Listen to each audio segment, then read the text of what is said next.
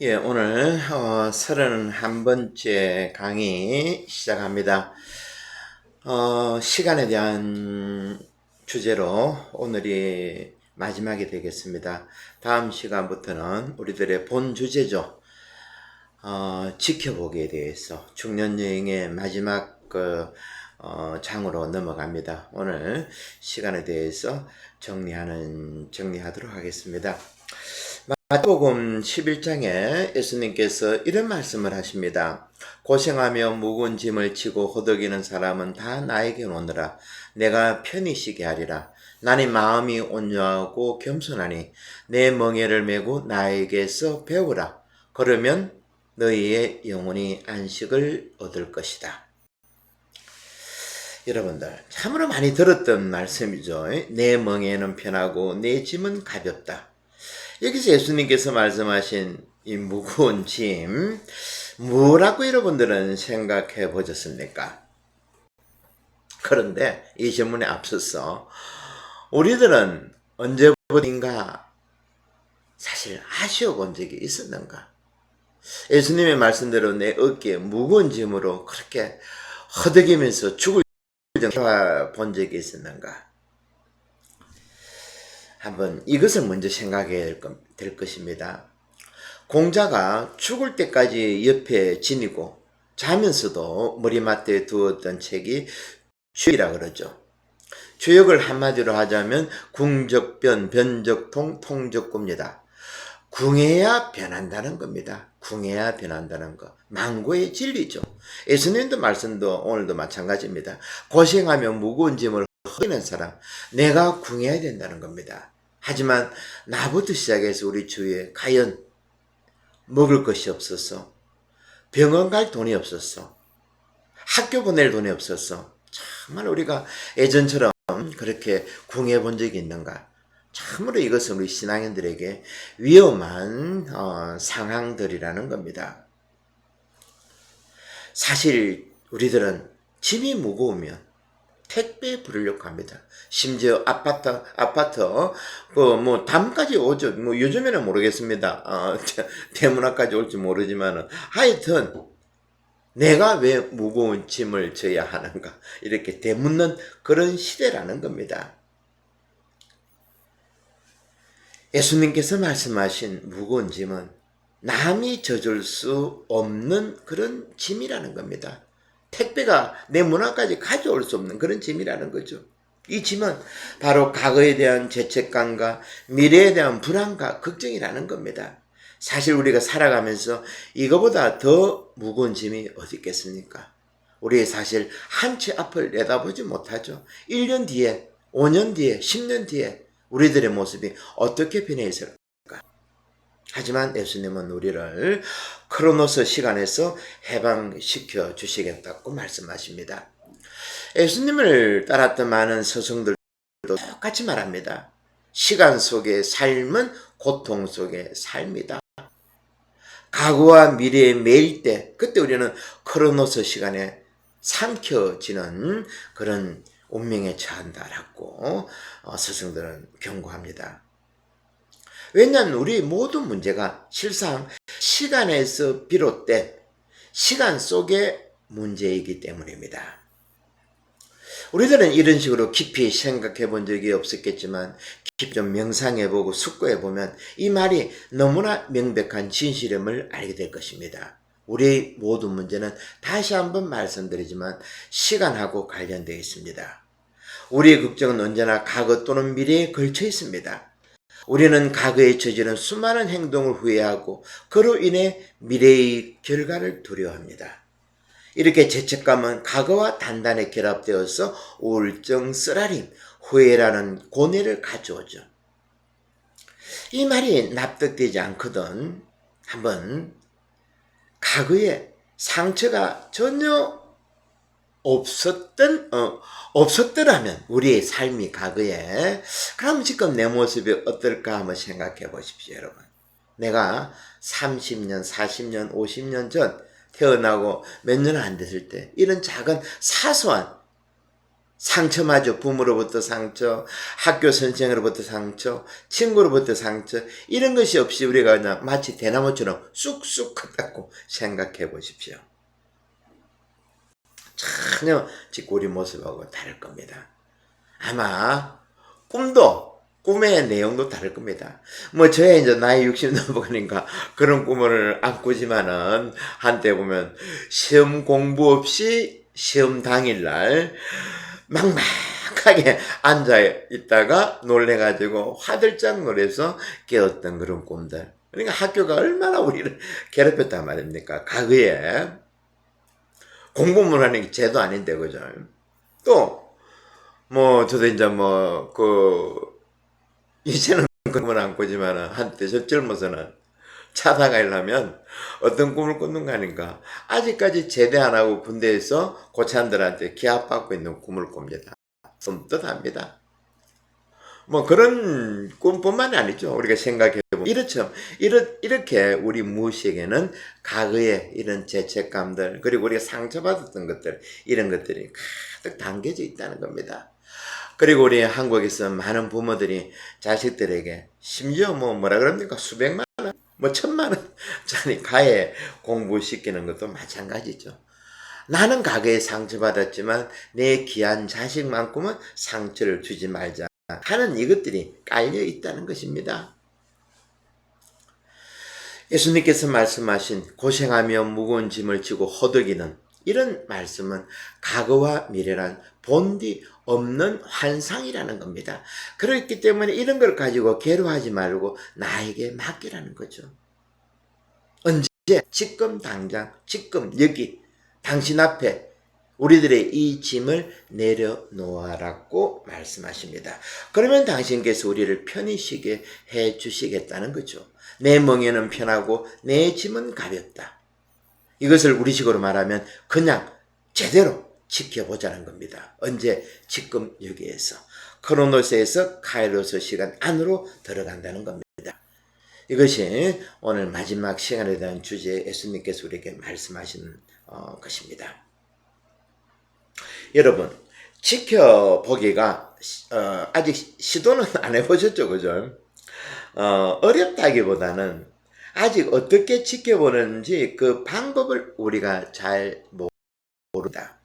그래서 이제부터는 오늘 시간이 끝나면 다음 시간부터 지켜보는 방법을 한 20강 정도 되겠나 모르겠습니다. 하여튼 하나하나 들여다볼 것입니다. 그러니까 우리들의 완성된 그런 중년여행의 완성된 장으로 들어가기 때문에 한층 더 이해가 수월하게 될 거라 생각합니다. 먼저 과거가 없고 끊임없이 스쳐 지나가는 현재만이 존재한다고 말씀드렸죠. 왜 우리는 과거에 이토록 집착하고 있는가? 심지어 나는 스스로 과거를 알고 있다고 확신하고 있는가? 심지어 몇 달 전에, 몇 년 전에, 10년, 20년 전에 있었던 일들에 대해 분명하고도 확고하게 나에게 말해주는 무언가가 있다고 믿는데 그것은 도대체 무엇일까? 그 답은 기억입니다. 과거는 직접 보거나 느끼거나 만지지 못할지라도 생각해낼 수는 있기 때문이죠. 과거가 있었다는 것을 보증해 주는 것은 기억뿐입니다. 그것도 우리 머릿속에 안쪽에 해마라는 것이 부분이 있습니다. 마치 바다를 중간에 떠다니는 거 있죠. 말처럼 생긴 거. 이런 이런 부위가 있다는 겁니다. 해마를 닮은 부위가. 이 부위가 기억을 관장한다고 이야기하고 있죠. 사실 기억이 없다면 나는 시간이라는 관념도 가질 수가 없습니다. 따라서 내가 과거를 직접 경험할 수 없더라도 기억이 실제 과거에 대한 지식을 가져다 준다고 우리는 생각합니다. 이것이 우리들의 생각인데 모든 스승들은 바로 이 지점에서 내가 치명적인 실수를 저지른다라고 말하고 있습니다. 무슨 말인가 더 들여다보겠습니다. 내가 과거를 생각할 때 실제로 알고 있는 것, 이것은 특정 기억일 뿐이라는 겁니다. 이 기억 자체도 현재 경험이라고 서성들은 알고 있습니다. 기억 자체도 현재 내가 지금 경험하고 있는 여기서 시작된다는 거죠. 이 말이 무슨 말인가? 예를 들어 봅시다. 며칠 전에 내 친구가 길을 따라서 어디론가 황급히 차를 타고 가는 모습을 보았다. 이것을 우리 머릿속에 그려봅시다. 그러면 여기서 우리는 무엇을 인식하는가? 우리는 증명 가능한 사건을 실제로 보고 있는 것은 아니죠. 아닙니다. 우리는 그 친구에게 다가가서 며칠 전에 차를 타고 그 친구에게 다가가서 내 기억 속에 있는 친구에게 다가가서 악수를 건넬 수도 없고 인사말도 건넬 수 없습니다. 과거에 보았던 그 친구에게 할 수 있는 것은 아무것도 없다는 거죠. 단지 우리 머릿속에서 과거에 대한 흔적만을 보고 있는 것입니다. 현재 속에서 부분적인 과거를 알 뿐이다 라는 말이 정확하겠죠. 이런 기억들은 오직 현재의 경험으로만 존재합니다. 그래서 우리가 흔히 하는 말로 서울에 사는 사람보다 서울에 한 번 갔다 온 사람이 어떻습니까? 더 확신이 강하죠, 그죠? 봤다는 겁니다. 서울에 살고 있는 사람이 못 이깁니다. 과거에 봤다는 겁니다. 그 기억은 이길 수가 없습니다. 지금 살고 있는 서울 사람이 못 이긴다죠. 참으로 재미있는 어떤 이 부분인데. 그럼 좀 더 실감나는 예를 들어 봅시다. 제가 지금 왜 이런 말씀 드리는가 하니까 과거의 기억들은 환상이라는 겁니다. 없다는 겁니다. 그걸 지금 제가 증명하기 위해서 서울 한 번 갔다 온 친구하고 서울에 살고 있는 친구하고 지금 이런 이야기들 하고 있습니다. 또 한 번 실감나는 예를 들어봅니다. 한 달 전에 직장 상사로부터 부당한 모욕을 받고 모함을 당해가지고 해고를 당했다고 한번 생각해 봅시다. 그런데 한 달 전입니다. 그런데 한 달 동안 어떻게 해가지고 또 지인들의 도움을 받고 또 참으로 운이 좋겠고 다른 직장에 취직을 했는데 이 직장은 전에 직장보다도 훨씬 좋은 겁니다. 보수도 좋고 주위에 있는 사람들의 어떤 대인관계도 좋고 아주 시간도 괜찮고. 그러면 어떻습니까 우리들은? 한 달 전에 있었던 그 불쾌한 기억들은 어디로 가겠습니까? 휴지통으로 갑니다. 우리 머릿속에 안 남아있습니다. 가치 없는 것이죠. 그런데 거꾸로 내가 한 달 동안 정말 힘들게 해가지고 직장을 구했기는 구했는데 예전에 있던 직장보다 형편없는 겁니다. 이것은 직장 환경이 도저히 그냥 언제 그만둬야 되나 할 정도로 불쾌한 겁니다. 이럴 때 어떻습니까 우리들의 기억은? 한 달 전에 직장 상사의 말 한마디 한마디가 너무 생생하게 기억납니다. 이전에 대한 직장의 과거의 기억은 매일같이 꼬리를 물고 나를 괴롭히는 겁니다. 틈만 나면 새록새록 내 안에서 올라와서 분노케 만들죠. 심지어 잠도 못 잡니다. 그리고 내 자신이 피해자가 되어서 이상한 소설까지 쓰게 됩니다. 그러면서 점차로 내 건강까지 해치게 될 수도 있다는 겁니다. 여러분, 이것이 기억이라는 겁니다. 과거에 대한 기억이라는 겁니다. 이처럼 과거는 실질적인 과거가 아니라는 거죠. 오직 현재 나의 경험에서만 존재할 뿐입니다. 내 지금 처해 있는 이 자리에서 시작된다는 거죠. 아마 한 달 전에 나에게 상처를 줬던 그 상사도 아마 기억날 겁니다. 그죠? 나에게 무슨 모함을 작정을 펼쳤고 쫓아냈는지 모욕적인 말로. 당사자의 기억에서는 사라졌을 만큼 그것도 가치 없는 것이죠. 르네상스 시대 과학자이며 추기경인 니콜라우스 쿠자누스가 이런 말을 했습니다. 모든 시간의 흐름은 하나이자 동일한 영원한 지금과 일치한다. 그러므로 과거나 미래는 존재하지 않는다. 이제 좀 이해가 되시죠? 그죠? 이처럼 우리 과거라는 것은 정말 쓰잘데기 없는 그런 내 머릿속에 있는 지하 매층에 들어있는 테이프처럼 이렇게 들어있다는 겁니다. 현재 안 좋을 때 이런 것들이 불쑥 올라오는 거죠. 제가 언젠가 말씀드렸죠. 용서라는 주제 하면서 평소에 생각 안 하다가 명절 때 그 남편 집에 가가지고 시누이라 그러나 시누이 올게 찌짐 굽다 말 한마디 하면 어떻습니까? 다 잊고 있었던 계획이 불쑥 올라옵니다. 그러면서 난리가 나는 거죠.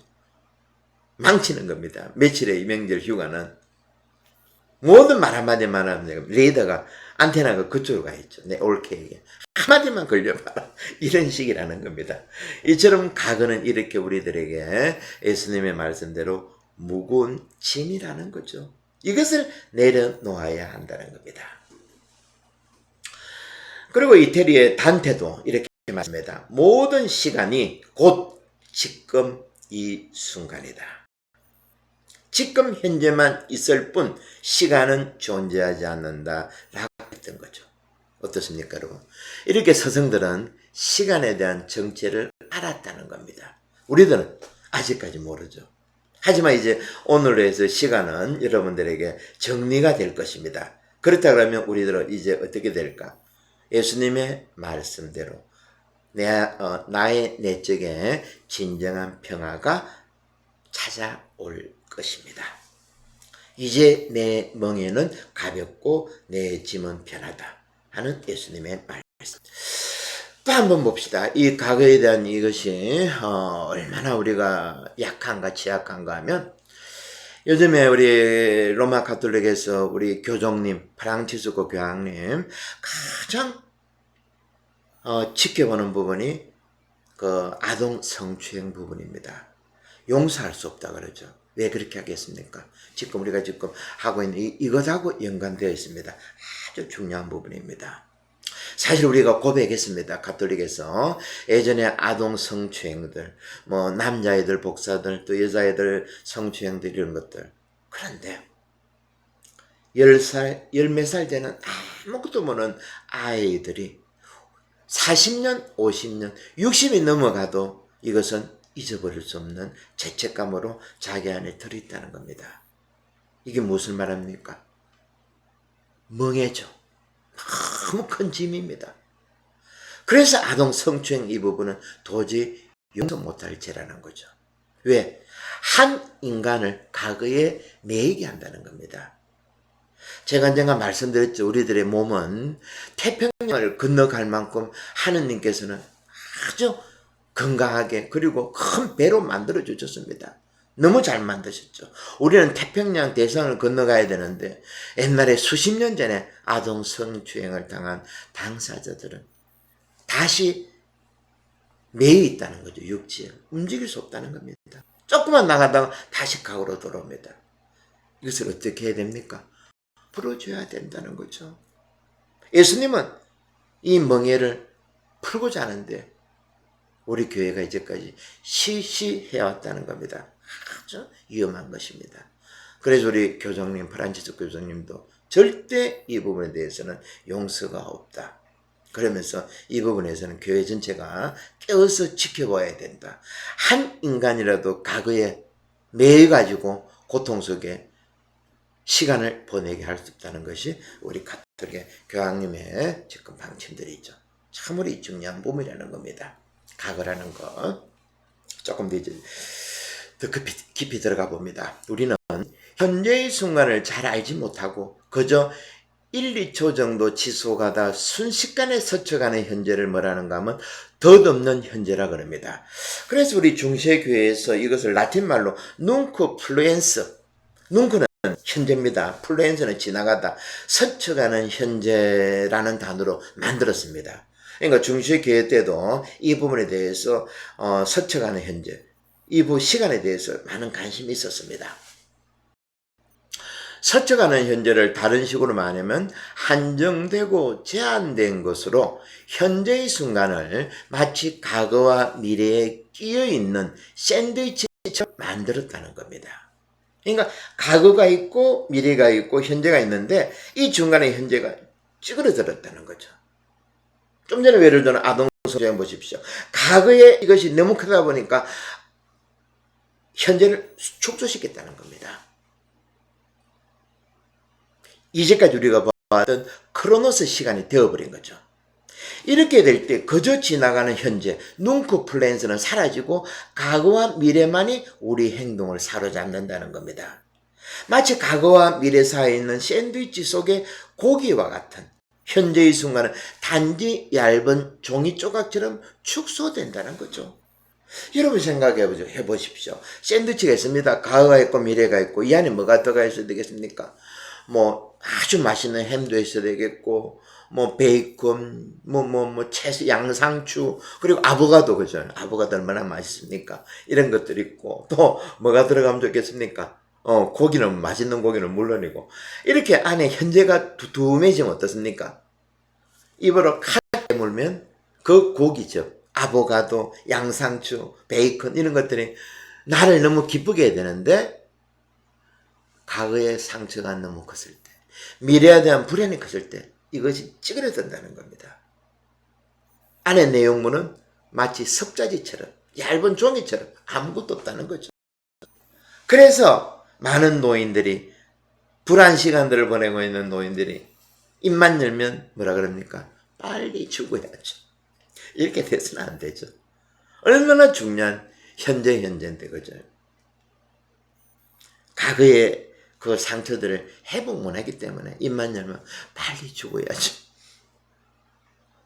스스로의 인생을 보잘것없는 것으로 만들어 놓았다는 겁니다. 풍요로운 현재의 삶이 사라지고 현존하지 않는 과거와 미래의 시간 안에서 묵은 멍에처럼 짓눌려 있기 때문입니다. 그래서 제가 언젠가 말씀드렸습니다. 우리 자매님들 제발 좀 저녁에 이런 거 음식할 때 남편 입맛이야 자식들 입맛이만 맞추지 말라는 겁니다. 그래도 밖에서 맛있는 거 먹고 들어옵니다. 우리 음식 하시는 자매님들 내가 맛있는 거 내 입에 맞는 거, 그죠? 그럴 때 가정이 화목해진다는 거죠. 나의 현재를 놓치지 말자는 겁니다. 그래서 제가 국가를 위해서 봉사하고 교회를 위해서 봉사하고 가정을 위해서 봉사하자는 이런 것은 멍청한 생각이라는 거죠. 가장 중요한 것은 현재, 지금 여기 이것을 잡아야 된다는 것입니다. 우리 그리스도교에서 위대한 서성들이 만들어 놓은 눅크 플랜스, 스쳐가는 현재를 이런 단어를 만들어 놓은 것도 사실은 스쳐가는 현재가 아니고 무엇을 강조하기 위해서 있는가 하니까 라틴 말로 눅크 스탄스, 이 말은 눅크가 현재라 그랬죠. 스탄스는 영원입니다. 영원한 현재.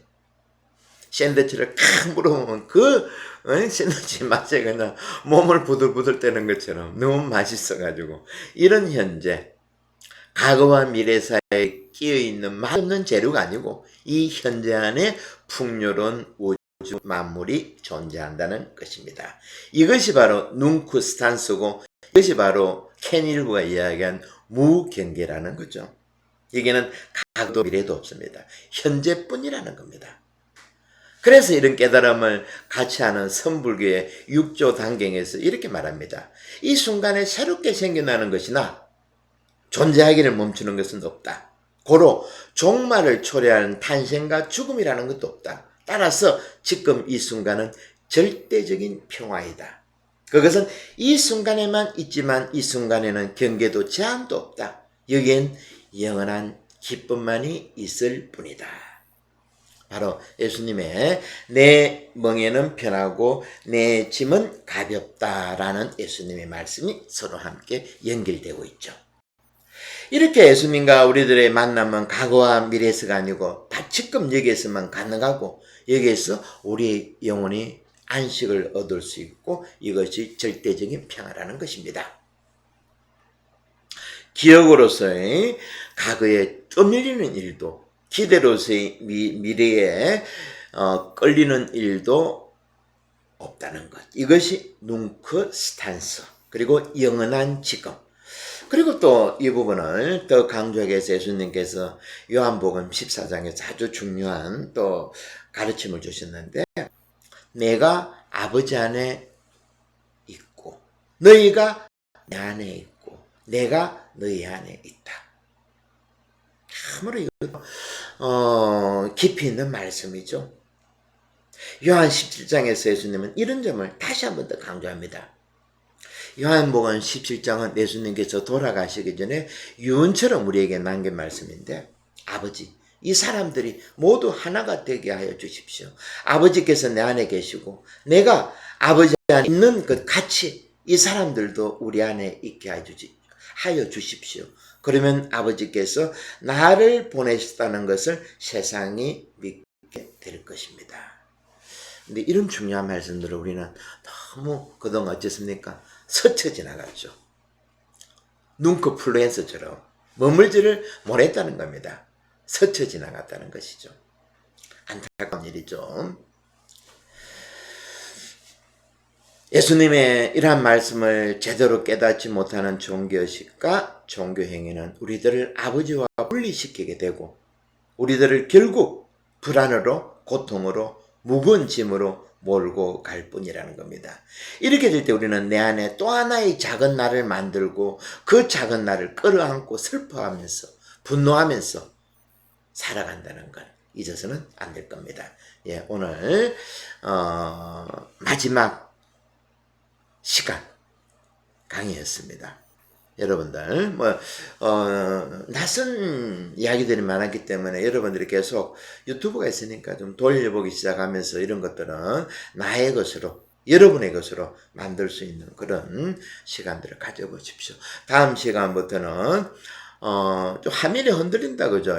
여기가 미국이 돼가지고 와이파이가 좀 늦은 것 같습니다. 제가 봐도 왔다 갔다 하는 것 같은데 제가 나중에 한번 체크를 해보겠지만 하여튼 좀 한국보다는 많이 늦습니다. 이 와이파이 있으니 이해해 주시고 다음 시간에는 지켜보기 우리 같이 한번 그런 주제로 만나도록 합시다. 네, 수고하셨습니다.